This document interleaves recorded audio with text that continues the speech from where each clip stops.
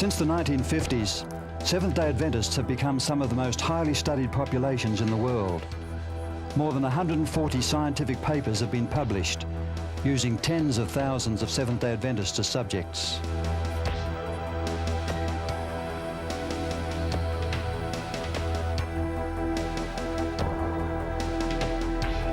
How is it? 120 over 80, right on the mark.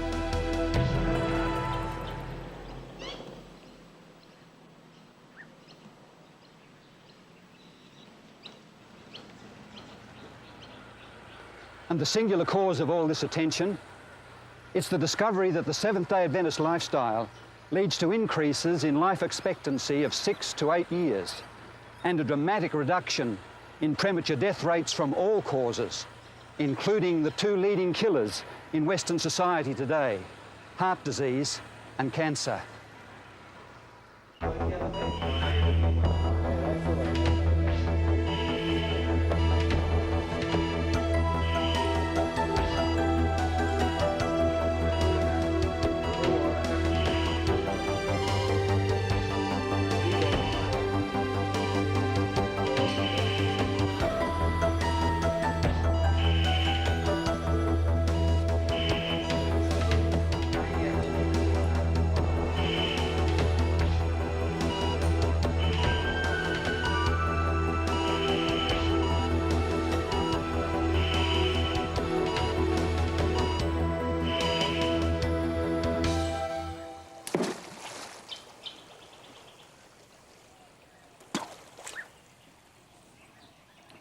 So what is the magic formula? Modern science has clearly established that there is a lifestyle that promotes health and dramatically reduces the risk of disease. It includes a varied diet of fruits, whole grains, nuts and vegetables, and the avoidance of meat and high animal fat products.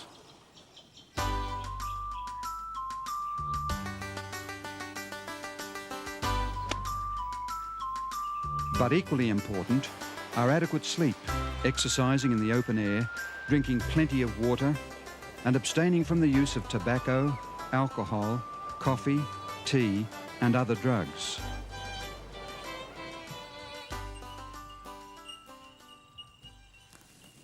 But how did such a comparatively small and relatively unknown group come to adopt such advanced principles over 120 years ago?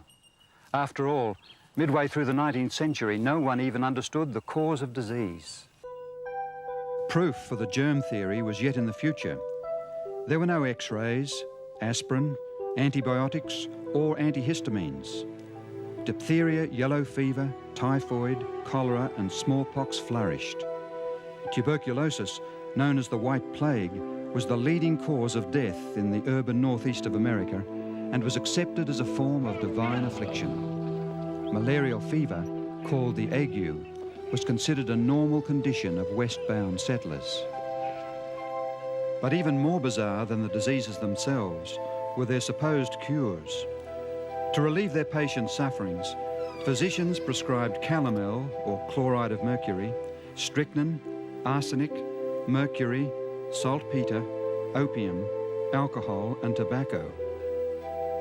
Many physicians denied their patients water both internally and externally, while others performed amputation with anything but rust-free implements and without the benefits of anesthetics.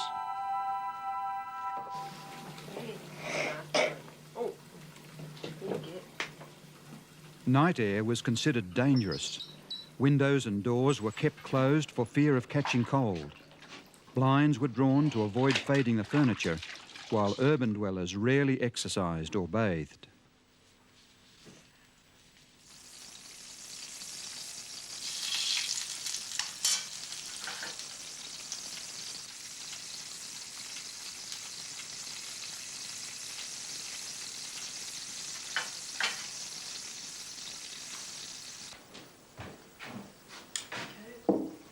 The typically heavy diet of the day was made up predominantly of meat filled with grease, hot with condiments, and washed down with tea and coffee.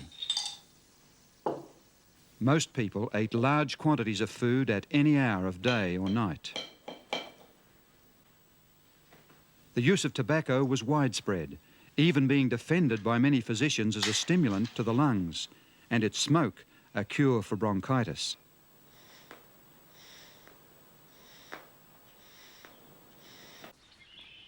Almost no one saw any relation between diet and prevailing sickness.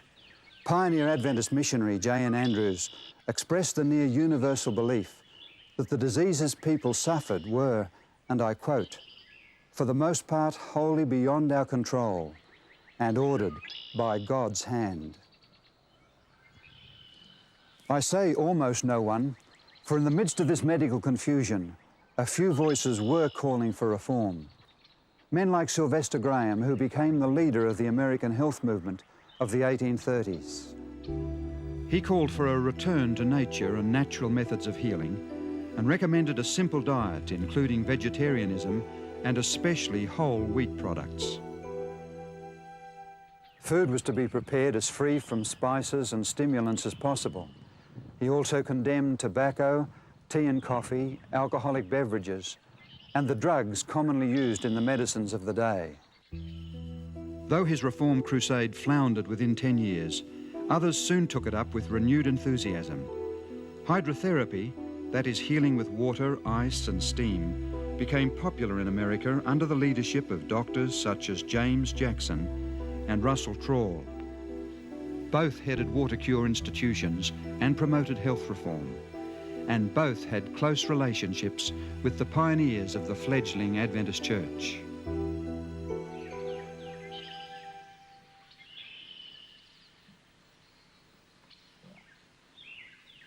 Here in the state of New York in 1858, Dr. James C. Jackson established his home on the hillside above the town of Dansville.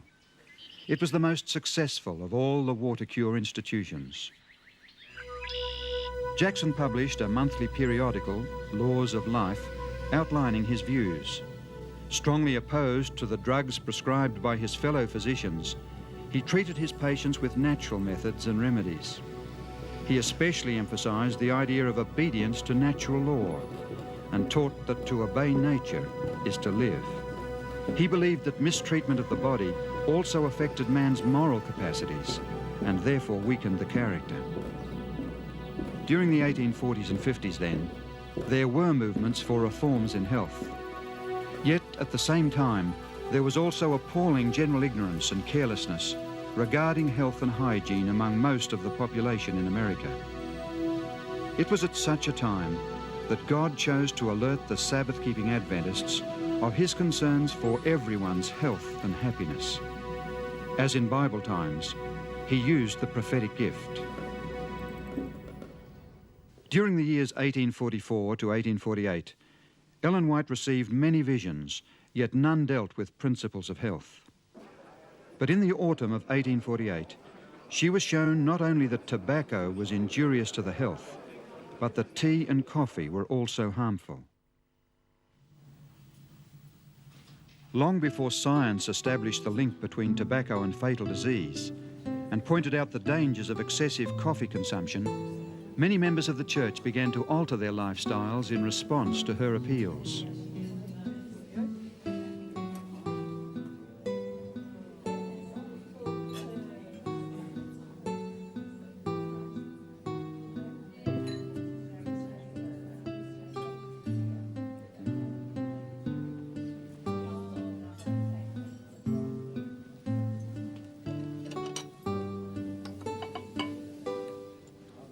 During the years following 1848, the pages of the church's paper enthusiastically reported about battles to give up tobacco, tea and coffee.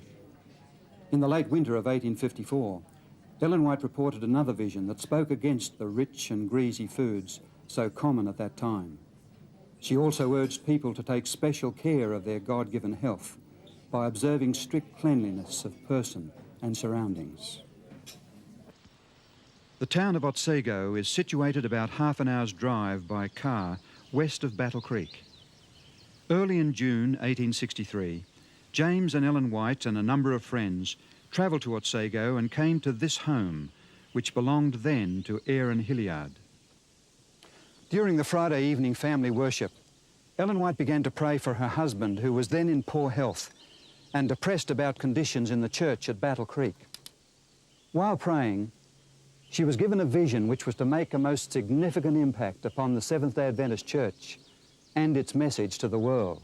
In her vision, Ellen White witnessed the role flesh foods have played in the decline of the human race from the time of Adam. Pig's flesh was denounced in particular, but all other kinds of meat were also blamed. The vision also spoke against the use of alcoholic drinks, spices, and rich desserts. Tobacco was described, and I quote, "a poison of the most deceitful and malignant kind." Remember, this was 100 years before the famous United States Surgeon General's report, Smoking and Health. You like milk? Yes. Got it all over your lip.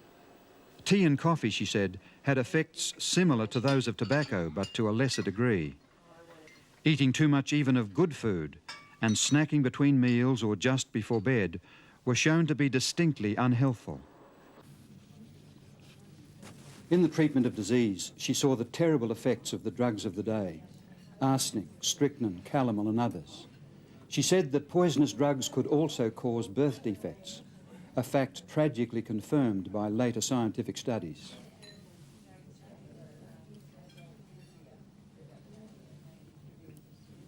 The elimination of these unwise foods and practices would have helped anyone to live better. However, the vision not only corrected errors, but gave counsel on the positive side as well.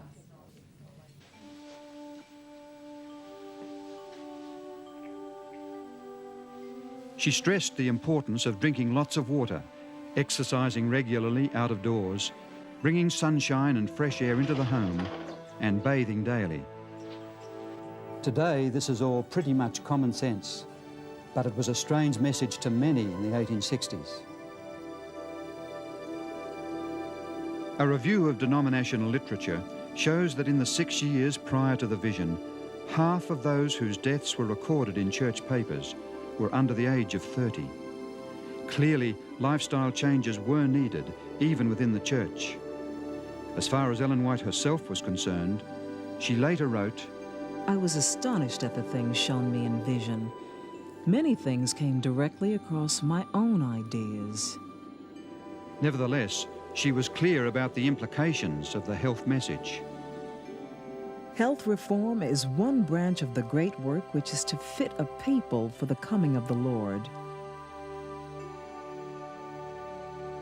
There are, of course, biblical statements which support such an understanding of the importance of physical and mental health. Jesus himself devoted more time to healing the sick than he did to preaching during his time on earth. The Apostle Paul explained to the church members in Corinth about the body being the temple of the Holy Spirit. He also taught the church in Thessalonica that a belief in the soon coming of Jesus called for the body, as well as the spirit and soul, to be preserved blameless unto the coming of Christ.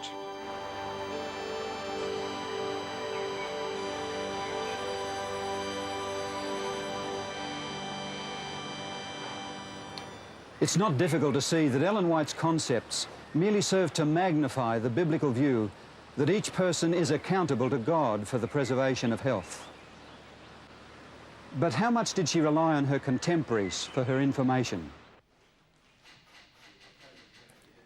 Ellen White declared that she did not read any literature on health or know of Dr. Jackson's magazine, The Laws of Life, before the vision. Because of her busy schedule, she did not publish the first account of the vision until 1864. It was not until after this that she turned to some of the current books and journals on health, and as she said, I was surprised to find them so nearly in harmony with what the Lord had revealed to me. She carefully selected extracts from these journals that were consistent with what she'd been shown in vision and included them in her publications on health in 1865.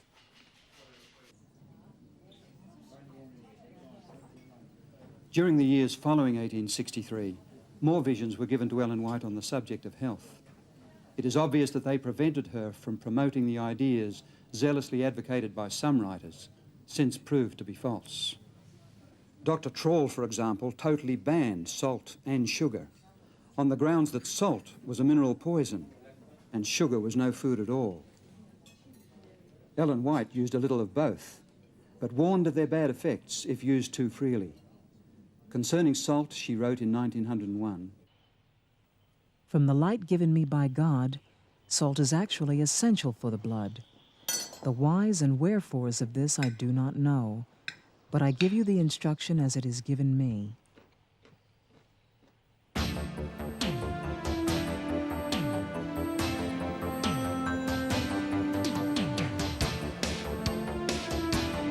Long before the effects of cholesterol were known, she wrote that olive oil was far preferable to animal oil or fat.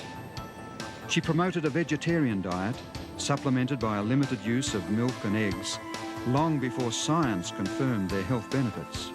In fact, a vegetarian diet has been found to significantly improve the endurance of athletes. Her concern over refined foods and the use of too much sugar has been amply confirmed by scientific research. And what are the benefits of walking and other exercise in the open air, of water, sunshine, adequate recreation and rest that she so strongly advocated? Who would deny them today? But in Ellen White's day, her messages were not without opposition. Contrary to the medical opinion of her time, she advanced the importance of the function of the mind in the healing process. Today, the science of psychosomatics recognises the vital role the mind plays in conquering disease. So you really don't want to perhaps face work or wherever it happens to be? In June 1982, a joint report was issued by the American Academy of Sciences and the National Research Council entitled Diet, Nutrition and Cancer. It concluded that by making certain changes of diet, a person may substantially reduce the risk of contracting cancer. Reforms suggested include eating largely of fruits, grains and vegetables, and reducing the consumption of fats, salt, sugar and alcohol. Apart from Ellen White's call for total abstinence from alcoholic beverages, this report does not depart in any significant detail from what she herself wrote more than a century before. But what of her own health?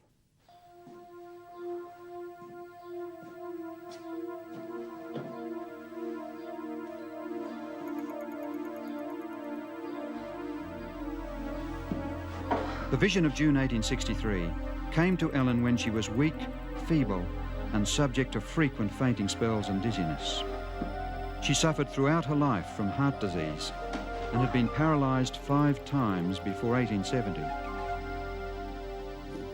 She described herself as a great meat eater and that bread was especially distasteful to her. But she accepted the instruction given her and after 1863 radically changed her lifestyle and diet. As a result, her former faintness and dizziness left her permanently and her health began to improve.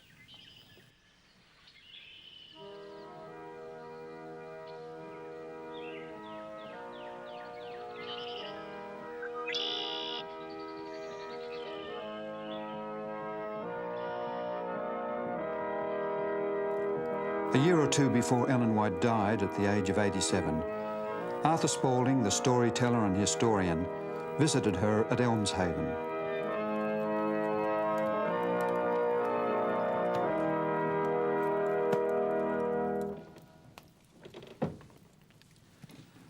After family worship here in the parlour, she moved outside to the hall and with her brisk light step approached the stairway. Arthur Spaulding offered to assist her up the stairs, but she replied, Oh no, thank you. I am very able to climb the stairs by myself. Why, I am as spry as when I was a girl. As when I was a girl, I should say not. When I was a girl, I was ill and weak and in wretched health. But now the Lord has made me well and strong, and I am better, much better than when I was a girl. Toward the end of his career, Dr. Clive Mackay, professor of nutrition at Cornell University, New York, was introduced to Ellen White's writings on food and nutrition. He was deeply impressed and was particularly intrigued by the question of the sources of her information. He asked how a woman with virtually no education could set out health teachings so far in advance of her time. He rejected the idea that she copied from her contemporaries.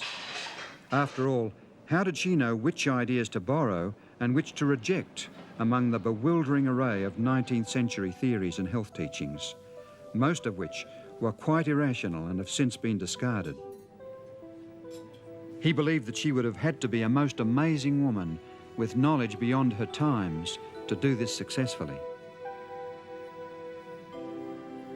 After extensively reading her writings on health, Dr. Mackay began to lecture various professional societies on Ellen White's concepts.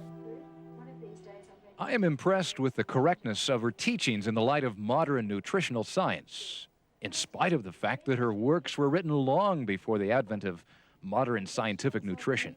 No better overall guide is available today. By 1865, the Adventist Church had reached a membership of some 4,000.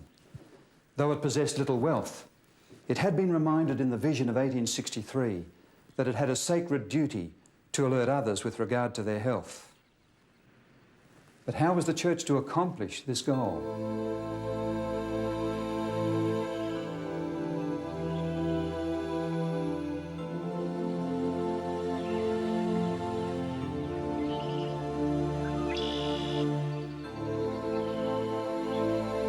In August 1865, James White succumbed to the burdens and pressures of church leadership and suffered a breakdown in health. His wife brought him here to Dr. Jackson's home on the hillside in Dansville, where he was treated for about 3 months. The Whites had an opportunity to observe the principles of health reform in practice and found much to commend. Yet they regarded some of the principles of healing contrary to the teachings of Jesus. In fact, they received some medical advice that may well have proved fatal in James White's case.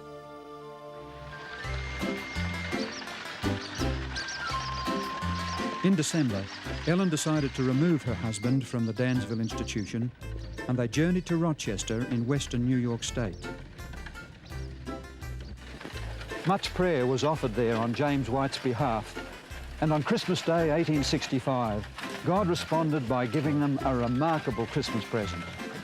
Ellen White was given a vision in which she saw that the church should begin its own healthcare institution for those who wish to learn how to take care of themselves and thus prevent sickness.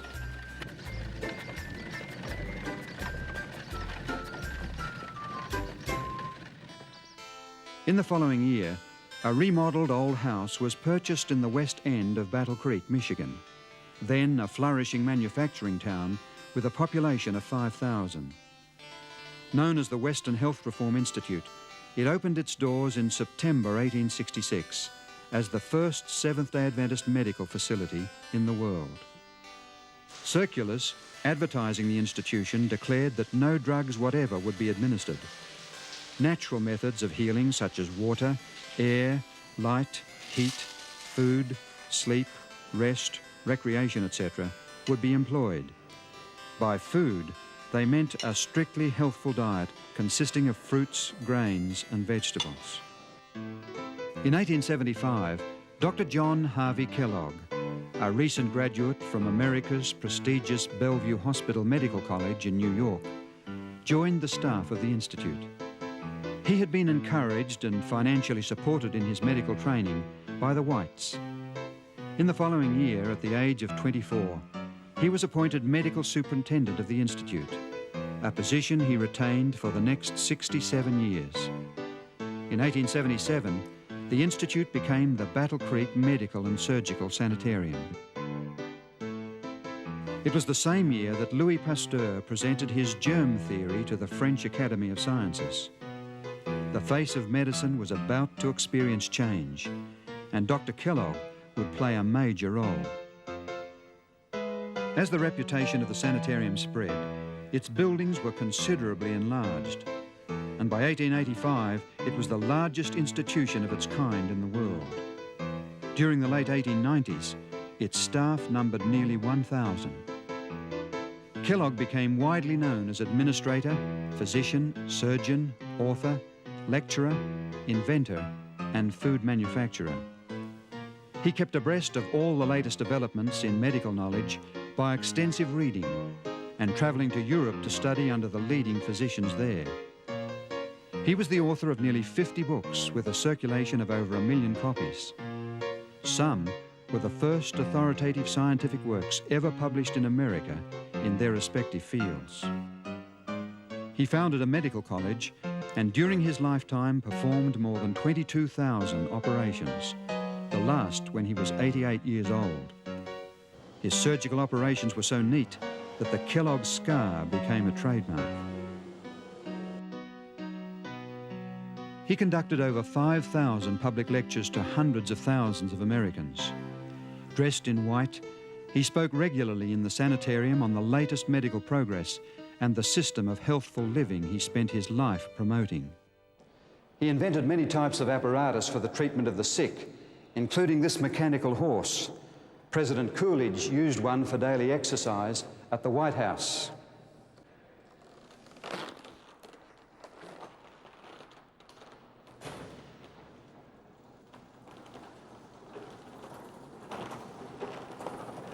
Some of his inventions are still in use around the world today.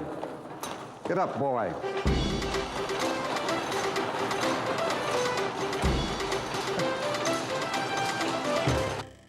Kellogg also developed scores of health foods, including cornflakes, which changed the breakfast habits of millions.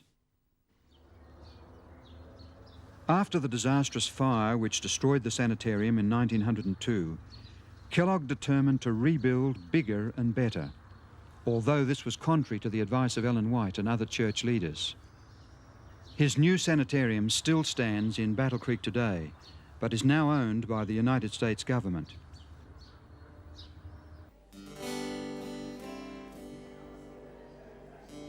Its impressive portico and entrance welcomed many who came to Kellogg for treatment and to learn of his ways to health. Though he later left the church, he continued to uphold its health principles.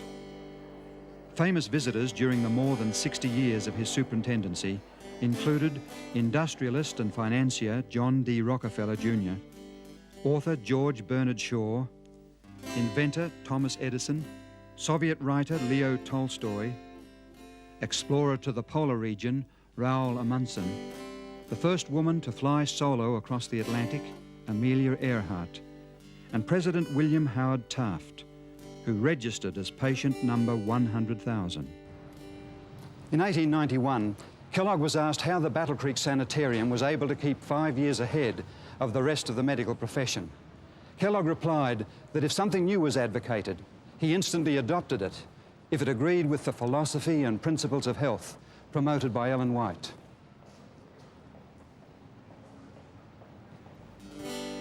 By 1901, it was reported that 27 Adventist sanitariums and 31 treatment rooms were then functioning, not only in the United States, but also in Switzerland, Denmark, England, Germany, South Africa, India, Mexico, Australia, New Zealand, and the Pacific Islands.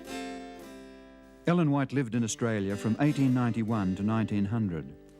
During her stay, she encouraged the establishment of treatment rooms that were operated initially in the Sydney suburb of Ashfield by 2 nurses who had trained at Battle Creek.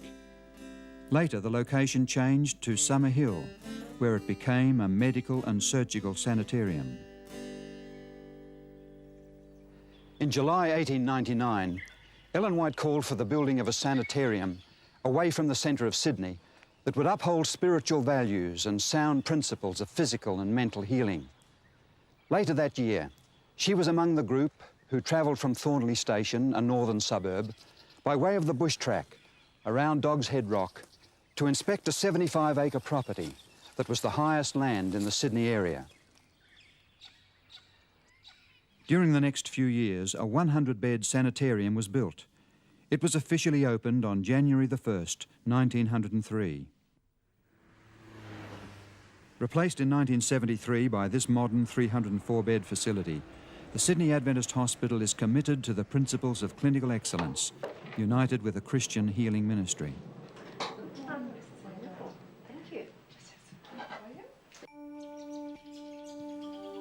Writing from her home in California in 1905, Ellen White urged establishing more sanitariums in Australia, particularly near Melbourne.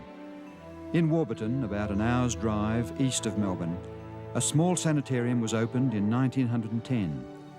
It too has developed into a well-operated Christian institution that provides acute care as well as a strong healthcare program emphasising prevention and rehabilitation.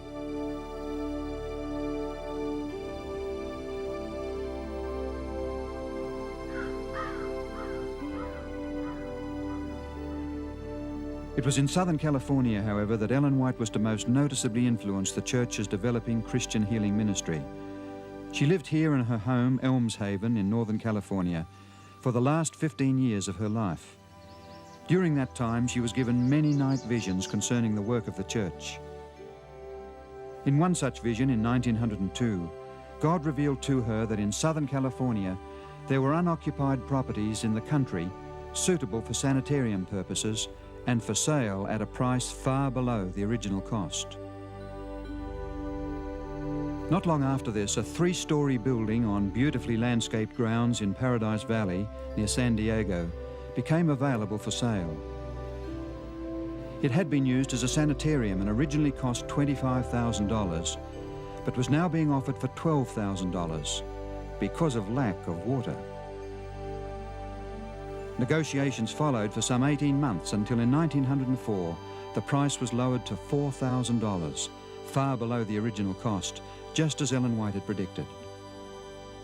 After the property had been purchased, she secured the services of an Adventist well driller, Salem Hamilton. Mr. Hamilton. Ma'am, we've reached 98 feet. Do you realize that it's 10 stories down? Mm-hmm. And we found nothing but dry dirt and sand. Are you sure the Lord wants you to buy this place? I certainly am, Mr. Hamilton.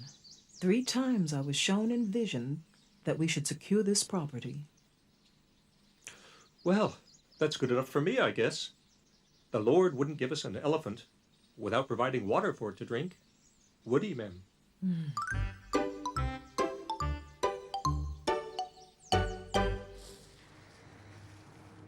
Salem Hamilton returned to his drilling and within an hour heard the sound of an underground river. Soon water began to seep through and that night rose 18 feet or nearly 6 metres in the well. The sanitarium's water supply was assured. Still owned and operated by the Seventh-day Adventist Church, Paradise Valley Hospital continues to offer its ministry of healing to the surrounding community.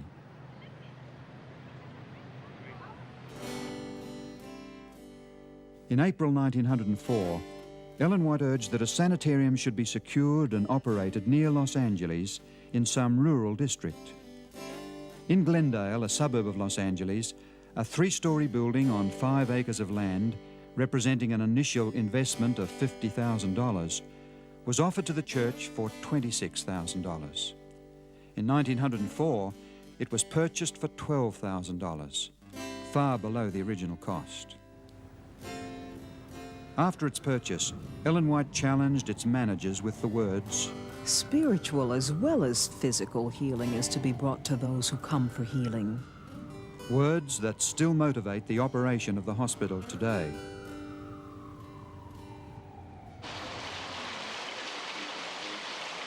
But there was to be a 3rd sanitarium in Southern California. As early as October 1901, Ellen White had seen in vision that near Los Angeles there was an occupied building and fruit trees on the sanitarium grounds.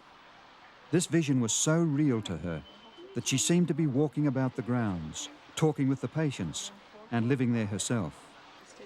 Neither Paradise Valley nor Glendale fully met this description. In 1904, 76 acres of property for sale were discovered near Redlands. It was called Loma Linda, the Hill Beautiful, and included large gardens and orchards, beautifully landscaped lawns, scores of shade trees, carriage drives and cement walks. Among the buildings on the summit of Hill Beautiful was a 4-storey, 64-room hotel lighted with electricity, heated with steam and with an abundance of fresh water. It originally cost $150,000. The final purchase price was $38,900, far below the original cost. On June the 12th, 1905, Ellen White came to Loma Linda for the first time. As she was shown through the buildings and over the grounds, she repeatedly said that she recognized this as the very place she had seen in vision 4 years before. The securing of this sanitarium, thoroughly equipped and furnished, is one of the most wonderful providences that the Lord has opened before us. Loma Linda will become an important educational center. A school is to be established here for the training of gospel medical evangelists. It is to be of the highest order.